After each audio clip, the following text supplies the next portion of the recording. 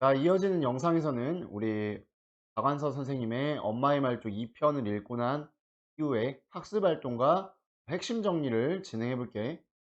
자, 엄마의 말투 2편을 읽고 감상하고 자신의 관점에서 작품을 어떻게 주체적으로 해석하고 평가해 보자. 주관적인 자신의 해석이라 할지라도 타당한 근거를 들으면 된다고 했어요. 자, 먼저 1번.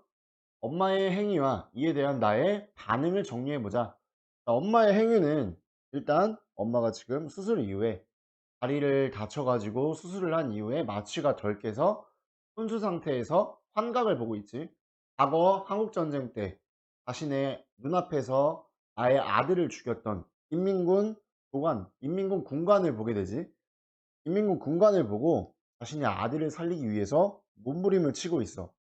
자기 자식을 살리기 위해, 지키기 위해 안간힘을 쓰고 있는 엄마의 자식에 대한 사랑과 처절함이 드러나고 있지. 이러한 엄마의 불가사의한 괴력과 어떤 행위를 보고 나는 어떻게 반응하고 있냐면, 엄마가 환각에서 깨어나도록 어머니와 맞서면서 공포를 느끼고 있어.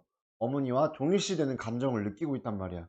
그리고 어머니를 환각에서 깨게 하기 위해서 주변 사람들의 도움을 얻어서 찍어 누르기도 하고, 어머니 정신을 차리게 하기 위해서 뺨을 때리기도 하고, 여러 가지 다양한 노력과 시도를 하고 있음에도 불구하고 엄마가 느끼는 그 감정과 공포감, 두려움, 불안감, 이런 것들이 동화되어서 나에게도 나타나고 있다.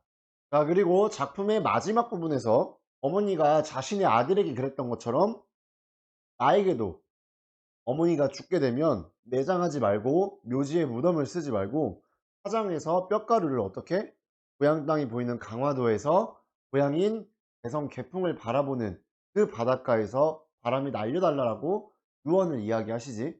나는 어머니의 당부를 듣고 그 유언을 어떻게 해야겠다, 따를 수밖에 없겠다. 엄마를 점점 이해하게 되는 과정에 있는 거야. 다음에 작품에 나타난 그 짓의 의미를 바탕으로 그 짓, 그다음에 이 소설이 어떤 문제를 현재 다루고 있는가, 그거에 대해 파악해 볼 거야. 여기 있는 부분은 교과서 마지막 부분에 수록된 내용을 그대로 가져온 거야.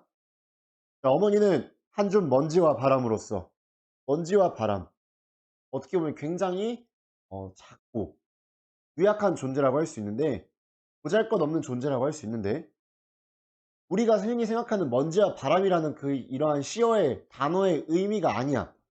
너무 엄청난 것과의 싸움을 시도하고 있었어. 이 엄청난 것이 뭐냐? 전쟁의 상처, 그리고 남북 간의 분단을 통해서 그것이 지속됨으로써 우리에게 다가오는 비극과 상처, 이런 것들이 가슴에 박힌 한이 되었다. 이런 의미를 가지고 있다라는 거야. 자, 어머니한테 그 먼지와 바람은 미약한 것이 아니야, 약한 것이 아니란 말이야.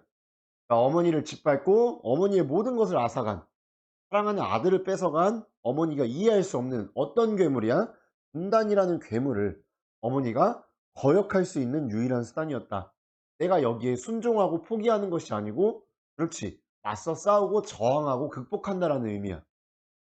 그러니까 어머니는 나더러 그때 그 자리에서 또 그 짓을 하란다. 그때 그 자리는 강화도 그 바닷가였겠지? 그 짓은 화장을 한 뼈가루를 고향 땅이 보이는 곳으로 바람에 날려보내 달라는 거야. 본인 스스로가 몸소 그 먼지와 바람이 될 테니까 나에게 그 짓을 해달라고 유언을 남기신 거야. 그러니까 엄마가 자식의 시신을 화장해서 바람에 날려보낸 그 이후 무려 30년이라는, 수십 년이라는 길고 긴 세월이 지났건만, 그 괴물, 분단이라는 괴물을 무력화시키는 길은 이 길밖에 없는 것인가. 다른 해결책을 찾고자 했으나 찾았어, 못 찾았어? 못 찾았어. 우리는 분단을 극복하고 더 앞으로 나아가기 위해서는 다른 해결책을 찾을 수 있는 시간이 무려 30년이나 있었는데도 불구하고 못 찾았어. 이 방법밖에 없다라는 거야. 자, 먼저 우리가 6.25 한국전쟁에 대해서 조금 자세히 알아보자면 이렇게 정의를 내릴 수 있어. 자, 이념, 어떤 이데올로기, 이런 것들이 서로 대립과 갈등을 일으켜서 이게 무력화되고 표면상으로 갈등이 드러난 양상이 6.25 한국전쟁인데, 종족 상잔, 같은 한민족끼리 서로 죽고 죽이기를 반복하는 그런 끔찍한 비극이 벌어진 종족 상잔의 비극이 바로 6.25 한국전쟁이라고 하는 거야. 도대체 이념과 이데올로기의 대립이 무엇이냐? 우리가 북한과 남한, 조선민주주의 인민공화국과 대한민국, 이 두 나라로 갈라져 가지고 한민족이 북한은 좌익, 우리나라는 우익. 이렇게 두 가지 이념의 대립에 서 있는 거야. 그러면 좌익은 뭐냐? 마르크스를 따르는 어떤 사회주의 이론, 사회주의 성향. 우익은 자본주의야. 사회주의와 자본주의는 분명히 다른 의미고 사회주의와 공산주의 역시 다른 의미니까 여러분들이 꼭 이렇게 알아두어야 해. 자, 사회주의와 자본주의는 이념의 대립이기도 하지만 그중에서 어떤 이념이 가장 클까 하면 먼저 경제의 이념이야. 우리가 대한민국은 자본주의를 베이스로 깔고 있어. 자본주의 사회에서 가장 큰 경제 논리가 무엇이냐면 일한 만큼 가져간다라는 거야. 근데 반대로 사회주의 체제에서는 경제 구조 논리가 어떻게 되냐면 공동 생산, 공동 분배야. 내가 일한 만큼 가져가는 게 아니고 우리 모두가 일한 것을 평균치 n분의 1로 나눠서 그 수익을, 그 소득을 가져간다라는 거야. 굉장히 이상적이고 듣기에는 좋은 소리지만 내가 열심히 일을 하든 열심히 일을 하지 않든 가져가는 수확량은 평균치라는 사실을 알게 된 이후부터 사회주의 체제가 무너지기 시작했고, 이 공산주의란 말은 사회주의 체제가 가고자 하는 가장 최고의 이상향, 이상점을 바로 공산주의라고 하는 거야. 어쨌든 이러한 이념의 대립인데 사회주의 체제의 가장 좌장격이었던 나라가 당시 소련, 소비에트 연방공화국, 지금의 러시아라고 할 수 있지. 그 다음에 우익 세력, 자본주의의 가장 좌장격이라고 할 수 있는 나라가 미국이었어. 이 두 나라가 서로 첨예하게 대립하고 갈등하면서 세계 곳곳에서는 그 이념을 둘러싼 전쟁이 벌어지고 학살이 벌어지곤 했는데, 우리나라에서도 사회주의 체제를 표방하고 따르는 북한이 이끄는 군대 인민군과 우리나라 자본주의 체제를 따르는 우리나라에서 국군이 서로 군사적으로도 대립하게 되었다라는 거야. 자, 이러한 이념과 이데올로기의 대립이 결국 실제적인 전쟁으로 번져서 우리에게 동족 상잔의 비극을 준 것이 한국전쟁이라고 했는데, 이 한국전쟁 이후에 이념으로 대립된 남과 북이 결국에는 끝끝내 화합하지 못하고 나눠지고 분리되게 되었단 말이야. 그게 바로 지금의 북한과 대한민국. 여기서 어떤 문제를 다루고 있는지를 살펴보자면 한국전쟁과 남북 분단으로 인해서 우리가 받은 고통, 상처, 상흔, 비극, 참상, 이런 것들이 치유가 됐다 안 됐다? 안 됐다라는 거야. 치유되지 않았고 회복되지 않았어. 그리고 이러한 것이 소설 속 가상의 현실이 아니고 실제 우리가 당면한 현실이야. 이러한 것들을 우리가 배경으로 하고 있어, 작품에서. 그래서 결국에 어떠한 문제를 다루고 있냐, 우리 민족이 엄청나게 가장 큰 고통이 된 분단의 문제, 분단 이슈를 다루고 있다는 거야. 그리고 작품에서 엄마라는 개인의 삶은 단순히 한 개인의 삶에서 끝나지 않아.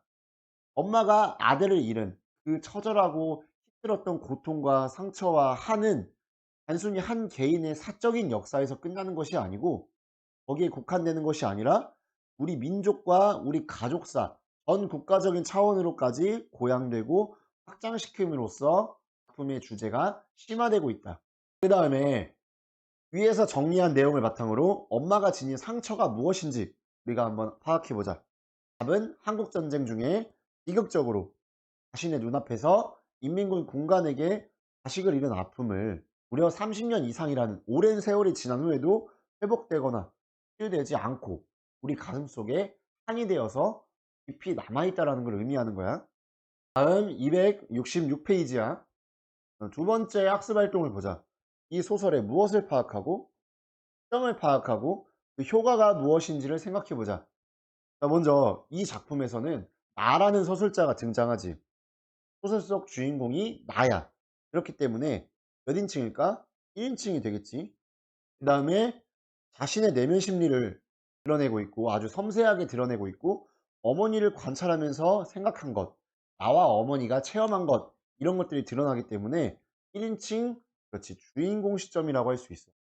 1인칭 주인공 시점의 효과로 실제 나와 어머니가 겪은 내용, 겪은 체험을 아주 섬세하고 자세하게 묘사할 수 있기 때문에 전쟁의 상처나 비인간성, 이런 부분을 더욱 선명하게 전달하는 효과가 있다. 또한 독자와 서술자의 거리가 어때? 독자가 나의 내면 심리를 그대로 고스란히 진솔하게 독자에게 전달해 주고 있어. 거리가 매우 가깝다고 할 수 있단 말이야. 그렇기 때문에 독자는 아주 쉽게 공감대를 형성할 수 있다는 효과도 있어요. 자, 이제 선생님이 시점이라는 개념에 대해서 한번 간단하게 언급하고 넘어가도록 할 거야. 시점이라는 거에서 가장 쉽게 파악할 수 있는 거는 나라는 단어가 나오느냐. 서술자가 나라는 단어가 나오면 몇 인칭일까? 나오면 1인칭이라는 거지. 나오지 않으면 그렇지 3인칭이라는 거야.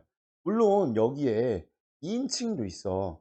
2인칭 시점도 있는데 2인칭 시점은 이 작품을 읽는 독자를 너라고 지칭을 하면서 작가가 독자에게 직접 전달하는 것 같은 느낌과 효과를 주는 그런 시점 인칭인데, 실제로 3인칭에서 파생되기도 하였고 단독으로 쓰이는 경우가 거의 없기 때문에 잘 다루지는 않아. 만약에 여러분이 관심이 있다면 나중에 신경숙 선생님의 엄마를 부탁해 라는 작품, 여기 일부분에 보면 2인칭 서술자 너가 등장해서 작품을 전개하고 있으니까 관심 있으면 한번 찾아서 읽어보는 것도 좋을 것 같아요. 자, 나라는 서술자가 있으면 1인칭이라고 했어. 나가 서술자야. 나가 서술자라는 건 나는 어떤 인물이야? 작품 속에 등장하는 등장인물이라는 뜻이야. 자, 근데 3인칭은 나가 서술자가 아니고 누구야? 작가가 서술자야. 작가는 작품 안에 있는 사람이 아니지. 작품 밖에 있는 사람이고 등장인물은 아니라는 거야. 아, 근데 1인칭은 내가 나의 이야기를 하는 거야. 아니면 내가 다른 사람의 이야기를 하는 거야. 그러면 주관적일까 객관적일까? 당연히 주관적이지. 그렇기 때문에 내가 나의 이야기를 하기 때문에 나 자신의 내면 심리가 굉장히 잘 드러나는 효과가 있다. 3인칭은 반대로 작가가 작품에 대해서 진술하고 있기 때문에 아주 객관적인 시점이라고 할 수 있지. 1인칭 시점은 나가 서술자지만 내가 주인공이 맞는지 아닌지에 따라 1인칭 주인공 시점과 1인칭 관찰자 시점으로 나뉘게 돼. 1인칭 주인공 시점은 내가 나의 이야기를 하기 때문에 나의 내면 심리를 가장 잘 알 수 있어. 물론 1인칭 관찰자 시점도 나의 내면 심리를 잘 알 수 있지만 내가 직접 체험하지 않은 내용, 관찰한 내용에 대해서는 아주 객관적으로 전달하는 데 국한할 수 있다는 특징이 있지. 하지만 내가 직접 체험한 거에 대해서는 아주 주관적으로 섬세하게 서술할 수 있다는 특징도 있어요. 자, 3인칭은 관찰자 시점과 전지적 작가 시점으로 나뉜단 말이야. 3인칭 관찰자 시점은 작가 관찰자 시점이라고도 하는데 3인칭 관찰자 시점이 어떤 특징이 있냐? 아주 철저하게 객관적인 특징이 있어. 오로지 대상의 대사, 행동 이런 것들을 관찰하고 전달만 할 수 있는 거야. 그렇기 때문에 어떤 효과가 있냐면 최소한의 정보를 받았어. 그 내면 심리를 모르고 외양 묘사나 대사나 행동만을 들었기 때문에 그 내면에 대해서 독자가 파악하기 위해서는 어떻게 해야 돼? 더 추측하고 추론하고 알아보고 상상해야 된단 말이야. 그러니까 독자의 상상력을 요구하고 자극하는 거지. 독자의 역할을 더 높여주는 거야. 그 다음에 전지적 작가 시점이 있는데 보통 고전소설에서 많이 나타나. 고전소설에서 서술자가 모든 것을 다 아는 것처럼, 특히 고전소설에서는 서술자의 개입, 주관적 개입 또는 편집자적 논평이란 용어로 많이 사용되고도 있어. 전지라는 말이 무슨 뜻이냐면 전지전능한 신이라는 뜻이야. 그러니까 작가가, 즉 서술자가 모든 것을 알고 있는 전지전능한 신의 입장에서 그 위치에서 모든 사실을 다 알려주는 거야.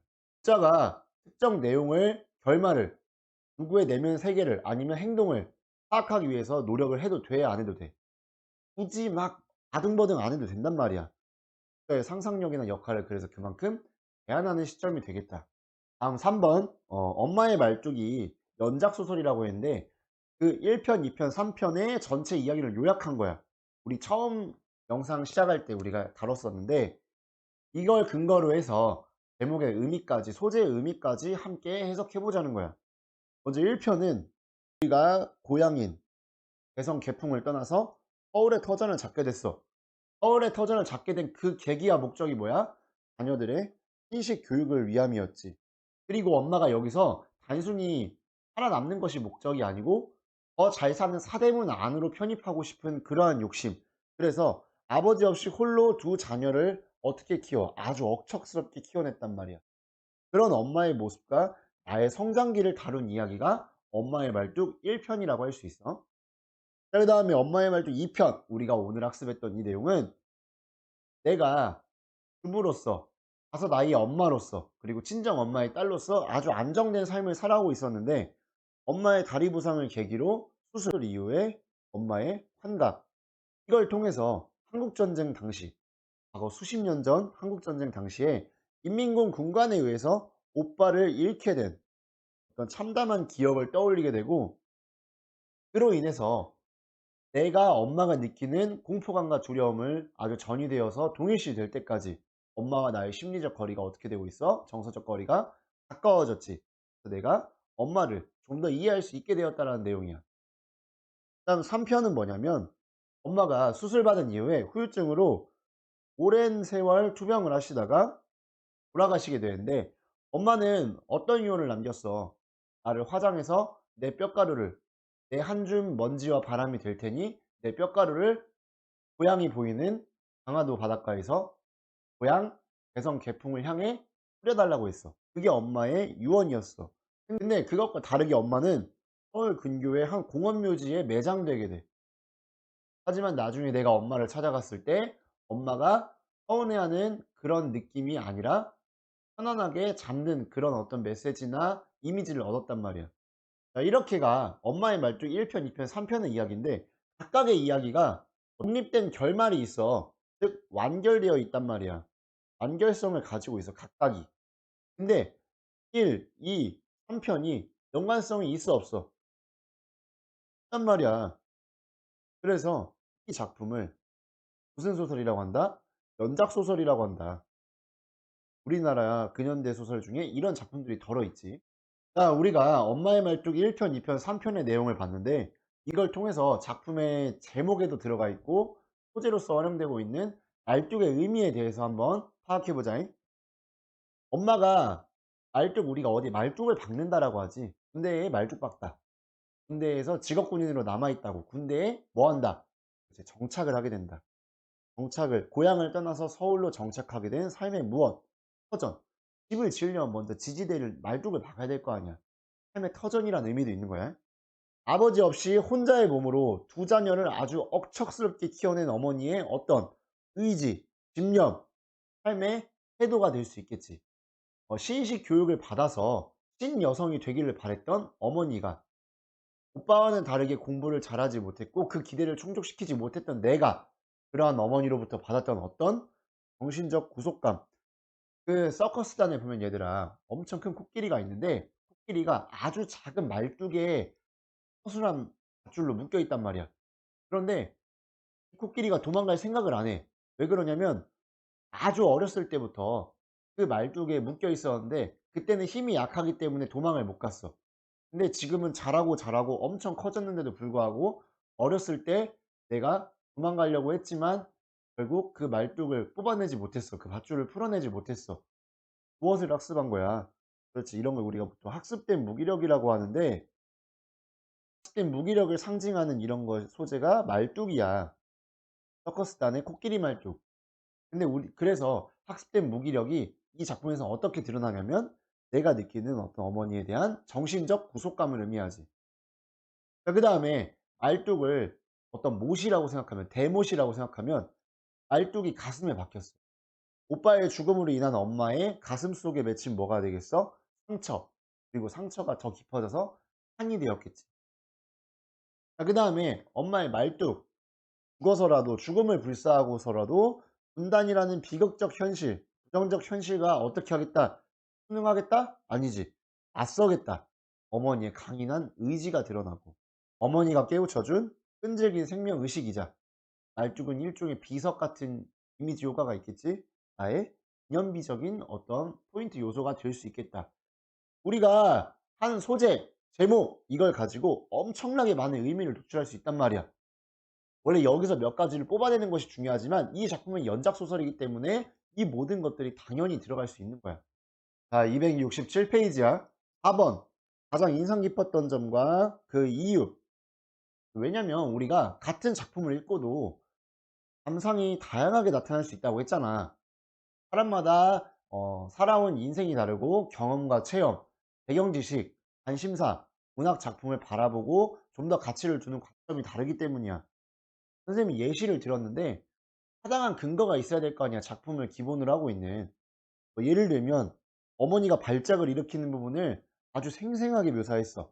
그리고 거기서 느껴지는 나의 내면 심리조차도 아주 구체적으로 미안해듯이 묘사했단 말이야. 근데 그 이유가 뭐냐면 어머니의 발작을 내가 그 자리에 있지 않았는데도 불구하고 직접 보는 것처럼 아주 선명하고 생생하게 느껴져. 그다음에 중년 여성의 내면에 대한 어떤 묘사야? 아주 섬세한 묘사. 그래서 엄마와 내가 겪는 두 인물이 겪는 고통에 대해서 아주 깊이 있게 공감할 수 있게 한다. 다음 4번에 2번 예시인데 이 작품에 대한 자신의 해석과 평가 무엇이 있어야 된다? 근거가 있어야 된다. 그것도 아주 적절하고 타당한 근거가 있어야 돼. 예시인데 엄마가 스스로 환각에 시달리는 모습이야.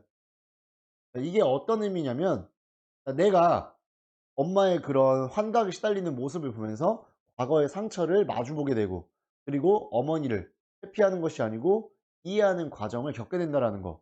그다음에 한국 전쟁과 남북 분단의 어떤 이런 고통과 상처가 치유되고 있거나 회복되거나 그러지 않고 계속 지속되어 왔구나라는 것을 우리가 알 수 있다. 그다음에 어머니의 무의식 속에 어떤 정신적인 외상, 트라우마, 자식 새끼의 비극적인 죽음이야. 비극적인 죽음인데 이게 단순히 엄마와 나만의 고통은 아니라는 거야. 한 개인의 사적인 역사에서 머무르는 것이 아니야. 그치는 것이 아니고 우리 민족 전체, 가족 전체, 우리 국가 전체, 즉 민족사와 가족사의 차원까지 확장되어 전이되고 있다.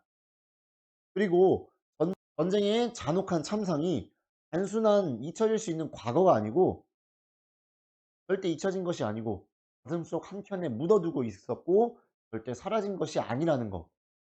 근데 전쟁의 아픔을 겪은 나의 목소리로 전달함으로써 전쟁과 분단으로 인한 비극을 다시 한번 되새기고 이걸 극복하겠다라는 의지까지 보여주고 있는 작품이 되겠다. 이렇게 뭔가 적절한 근거를 들어가면서 해석과 평가를 하는 것이 구체적인 감상으로 인정받을 수 있다는 거야. 5번인데 5번은 평가를 하는 요소의 기준을 살펴보는 거야. 우리가 지난 시간에 문학작품을 감상하고 평가하는 4가지 관점에 대해서 배웠지. 먼저 내재론에서는 작품 그 자체만을 바라보는 구조론적 또는 절대론적 관점이 있다고 했어.